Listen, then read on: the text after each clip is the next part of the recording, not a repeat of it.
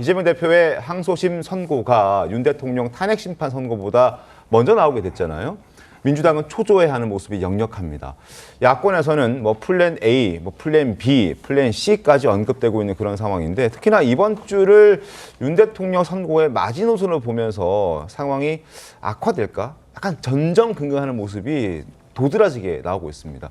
뭐가 그렇게 불안한 건지 노정면 민주당 의원의 말을 한번 들어보겠습니다. 왜냐하면 이번 주가 우리들에게 마지노선이에요. 더 기다리고 싶어도 못 기다려요. 그래서 헌재 재판관들이 탄핵을 인용하려고 그랬는데 그때 또 힘이 들어가서 또 지연시켜가지고 네. 4월 18일 지나도록 만들었다. 최악의 최악이죠. 아주. 네. 저절로 여기까지 오지 않았거든. 절대. 네. 우연이 어디 있습니까? 뭔가가 작동한 거지 우리가 모를 뿐이죠. 정확히. 그러면 뭔가가 작동하고 있다라고 전제하고 그리고 상황이 더 악화될 수 있다라는 점을 전제하고 대응을 하는 것이 맞다. 네, 지금 뭔가 작동하고 있다 이런 얘기들이 지금 민주당으로부터 많이들 최근에 나오고 있는 것 같습니다. 지금 이런 상황 속에서 급기야 민주당 의원들이 윤석열 대통령 탄핵 심판을 둘러싸고 보이지 않는 손이 작동하고 있다 이런 얘기를 꺼냈는데요. 국민의힘은 집단 광기다 반발하고 있습니다. 들려드리겠습니다. 이재명 대표님에 대한 구속영장 청구는 서울중앙, 수원, 각가지 수도권에 있는 모든 사건들을 끌어모아서 구속영장 청구를 하는 거 아닙니까? 이런 일련의 과정들이 보면 이재명 대표님을 국민들의 그런 선택을 받는 후보자 지위에서 탈락시키려는 계획에서 실행이 되었다. 보이지 않는 손이 정말 움직이고 있는 것은 아닌가. 민주당에도 판검사, 변호사 출신들이 얼마나 많습니까? 요즘의 사태들을 봤을 때 그 보이지 않는 손이 작용하지 않길 바란다. 자, 지금 더불어민주당 의원들이 얘기하는 그 보이지 않는 손을 처음 언급한 사람은 바로 민주당 김민석 의원이었습니다. 헌재가 원칙을 깨고 선고일자를 미뤄온 과정에 어떤 보이지 않는 손이 작동한 게 아닌지라고 하면서 음모론을 제기한 겁니다. 무언가 있다. 무언가 있기 때문에 지금 이런 일이 벌어지고 있는 것이다 라고 김민석 의원은 얘기를 하는데 저 보이지 않는 손, 왜 이 타이밍에 이재명 대표의 선고가 하루 앞인 어제 이 타이밍에 저 보이지 않는 손을 꺼냈을까? 또 보이지 않는 손은 무엇인가? 이런 부분 궁금합니다. 아마 보이지 않는 손은 우리가 이제 경제학 교과서에서 많이 보긴 했으나 네, 애덤 스미스요. 그렇죠. 예. 근데 이제 정치적으로 보이지 않는 손이 무엇일까라고 봤을 때는 저는 이 조짐 자체가 조금 이게 좋지 않다. 징후죠, 패턴. 헌재 결정 자체가 헌재가 윤석열 대통령의 탄핵 심판에 대해서 조속 심리를 약속을 해놓고 나서 차일피 지금 미루고 있는 그 상황. 네. 정치적 판단을 하네. 그러면 헌법재판관들도 독립적이고 공정하게 하려는 지위에 있으나 사법의 영역에서의 따지고 보면 정부예요. 정부잖아요. 하나의 기관이고. 그렇기 때문에 그 법조의 어떤 전체적인 카르텔 범위 내에 들어간 게 아닌가. 그 다음에 그 지기현 판사의 구속 취소 결정 사유도 굉장히 이례적이었고요. 그래서 윤석열 대통령을 석방시켰어요. 근데 검찰총장이 심우정 총장이 또 이례적으로 즉시항고를 포기하면서 석방을 유지하게 해준단 말입니다. 이런 부분들이 종합됐을 때 과연 이 이재명 대표 2심 선고 자체가 정치적 고려가 없겠느냐. 그러니까 결국에는 윤석열 정부 들어서 정적인 이재명 대표를 정치적으로 묶어놓기 위해서 피선거권의 박탈을 결정짓는 오늘 2심 선고까지 가는데 이 부분들을 종합했을 때 정치적 타살이 어떤 법조의 거대한 보이지 않는 손에 있어서 자행되는 게 아닌가라는 어떤 합리적인 우려죠. 그러니까 최악의 상황에 대해서 얘기를 하는 것이지 실체적으로 보이지 않는데 어떻게 하겠어요.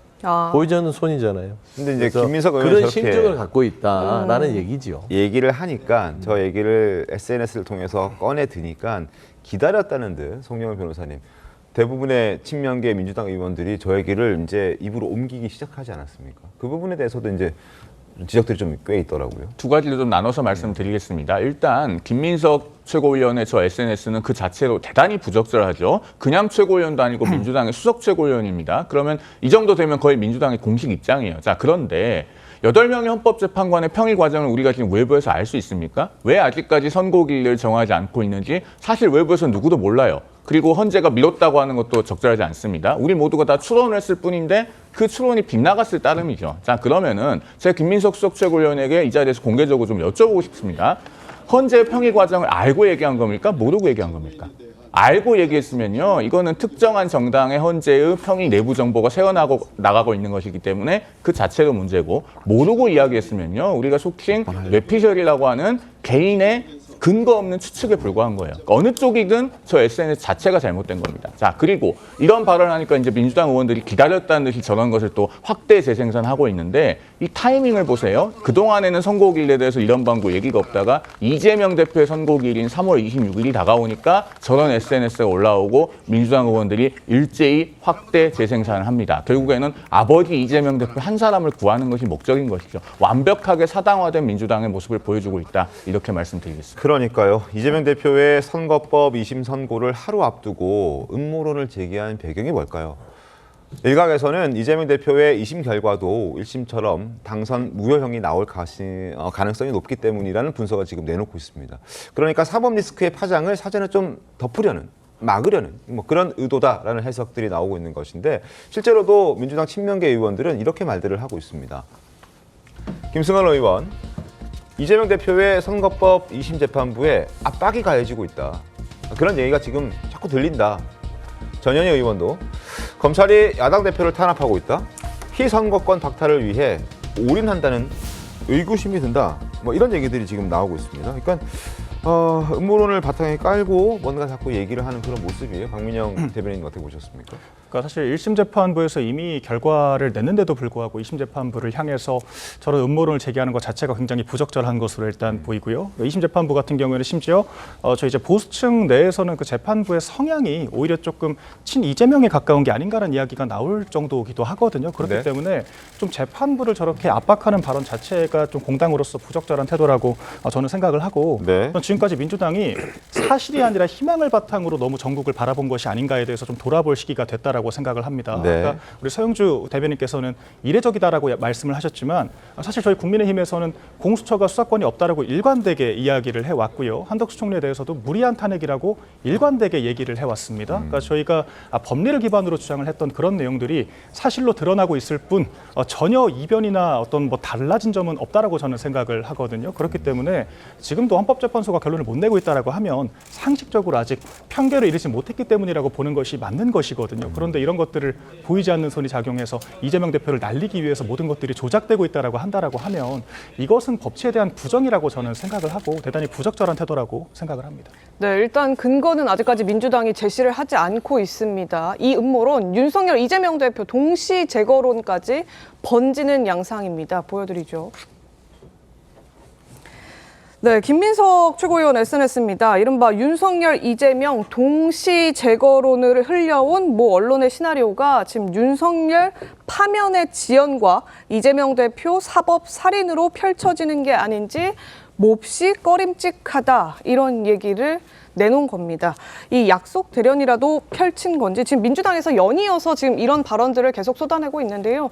윤 대통령과 이재명 대표 선고 동시에 펼쳐서 소위 동반 퇴진의 발판을 계획했다. 이 계획한 주체 누굴까요? 지금까지는 아마 사법부로 지칭을 하는 것 같은데 박선원 의원의 주장 들어보겠습니다.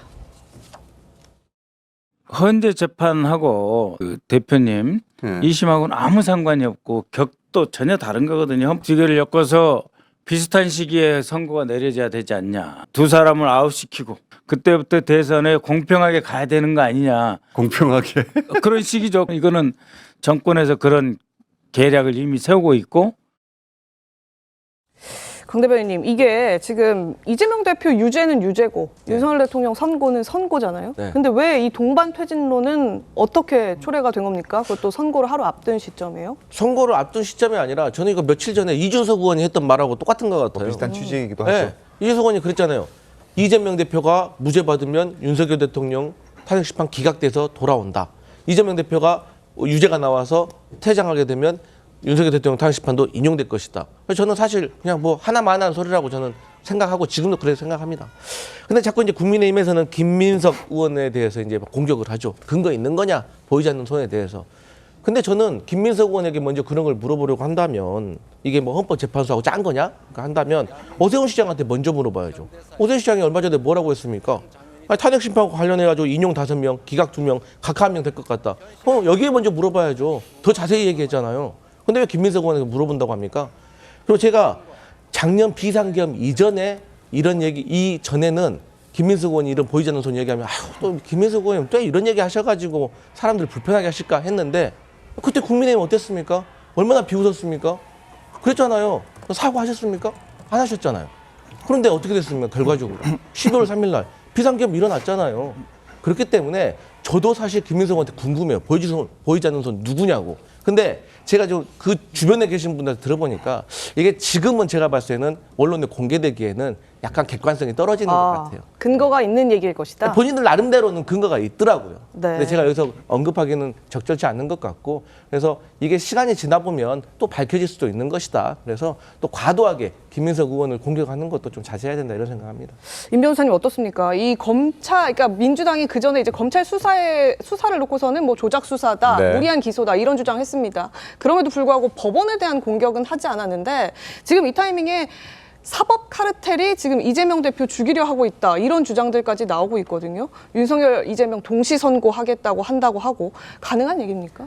사실 법치 국가입니다. 대한민국은 법치 국가이기 때문에 당연히 수사를 받거나 아니면 재판을 받는 과정에서 본인의 방어권을 행사하기 위해서는 법에서 정한 테두리 하에서 어떤 일이든 할 수 있는 것이고요. 만약 오늘 항소심 결과에 대해서 불복한다고 한다면 그때 상고하면 되는 겁니다. 대법원에서 다투는 것이 정식적으로 허용되고 있는 그 불복 절차이기 때문에 이런 부분들은 사실 국민들에게 사법부의 불신을 더 크게 심어줄 수 있는 그런 역할을 하고 있어서 좀 지양해야 되지 않을까 생각이 듭니다.